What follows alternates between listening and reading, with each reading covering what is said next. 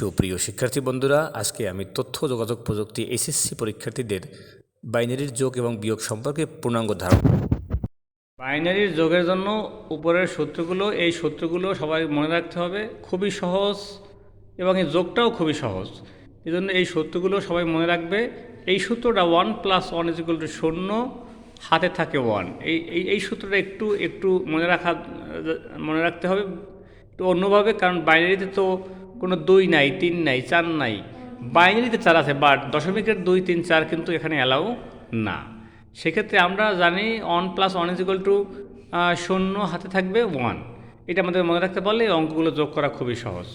তো প্রথমত আমি এখানে 0 + 0 = 0 এই সূত্র মোতাবেক, 1 + 1 = 0 এই সূত্র মোতাবেক হাতে থাকবে 1। তাহলে 1 + 1 = 0, হাতে থাকবে 1। এখানেও হাতে থাকবে 1। 0 + 0 = 1, হাতে থাকবে কি? হাতে কিছু থাকবে না এখন আর। 1 + 1 = 0, হাতে আছে 1। এখানে 1 + 1 = 0, ওই হাতের 1 আছে যেটা, হাতের 1 এখানে আসলে হবে কত? 0-এর সাথে 1 যোগ করলে হবে 1। অর্থাৎ সহজ যদি বলি আমি, এটা একটু লিখে দিতে পারি যে 1, এখানে লিখতে পারি যেমন এই 1 + 1 + 1, অর্থাৎ এই যে লেখাটা লিখতেছি আমি, এই 3টা 1 যদি কখনো যোগ করতে লাগে, 1 + 1 + 1 = 1, হাতে থাকবে একটা 1। এটা একটা সহজে লিখতে পারলাম যে এইভাবে, যে 1 + 1 + 1, 3টা 1 কখনো কেউ যোগ করে তাই নামবে একটা, অর্থাৎ ফলে নামবে একটা, হাতে থাকবে একটা। সেক্ষেত্রে এখানে হাতের একটা সহ 3টা 1 হয়েছে, তো 3টা 1 যোগ করলে নামবে একটা, হাতে থাকবে একটা। সহজ সূত্র মোতাবেক বললাম এটা আমি আমার ভাষায়। 3টা 1, এখানেও হাতে একটা 1 আছে, এখানে 2টা 1 আছে, আর হাতের 1 3টা হইলো। 3টা 1 যোগ করলে নামবে একটা, হাতে থাকবে একটা। সহজ কথা, একবারে সহজ কথা। এখানে 0 থেকে 1 যোগ করলে হয় 1, হাতের 1 যোগ করলে 2টা 1 হয়ে যায়, তাহলে 2টা 1 যোগ করলে হয় 0, হাতে থাকবে 1। এখানে 0 1 যোগ করলে নামবে 1, হাতে একটা 1 আছে, এই 1 যোগ করলে নামবে 0, হাতে থাকবে 1। ওই যে এখানে আবার 2টা 1 আছে, আবার হাতে আছে একটা 3টা। আমি আমার ভাষা মোতাবেক 3টা 1 যোগ করি, এটা আমার সূত্র। 3টা 1 যোগ করলে নামবে একটা, হাতে থাকবে একটা। হাতে যেহেতু পিছনে কোনো সংখ্যা নাই, সেক্ষেত্রে এই অনটাও নেমে যাবে, অর্থাৎ এখানে এই অনটা হবে। এবারে আসি বিয়োগের বেলায়। বিয়োগের সূত্রগুলো এরকমের: 0 থেকে 0 বিয়োগ করলে নামে 0। এবার 1 থেকে 0 বিয়োগ করলে নামে 1। 0 থেকে 1 বিয়োগ করলে, এটা একটু মনে রাখতে হবে, 0 থেকে 1 বিয়োগ করলে নামবে 1, হাতে থাকবে একটা 1। হাতে থাকবে একটা 1, এই 1 হাতে একটা 1 থাকবে। একটু কালিটা কম পড়তেছে, হাতে একটা 1 থাকবে পাশে। হ্যাঁ, এবারে 1 থেকে 1 বিয়োগ করলে কিছুই, 1 থেকে 1 বিয়োগ নামবে 0, কারণ 1 থেকে 1 বিয়োগ করলে কিছুই থাকে না। এই সূত্র মোতাবেক, এই উপরের সূত্রগুলো দিয়ে আমি একটা অঙ্ক করছি এখানে। এই অঙ্কটা আমি একটু দেখাইতে চাই। অঙ্কটা হচ্ছে 1 1 0 0 0 0.110110। এ বিয়োগ হবে 1 0 1 1 1 1.10101।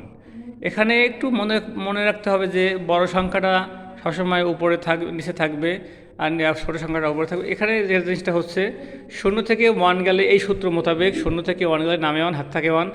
আমি একটু জটিলভাবেই করেছি। 0 থেকে 1 গেলে নামে 1, হাত থাকে 1।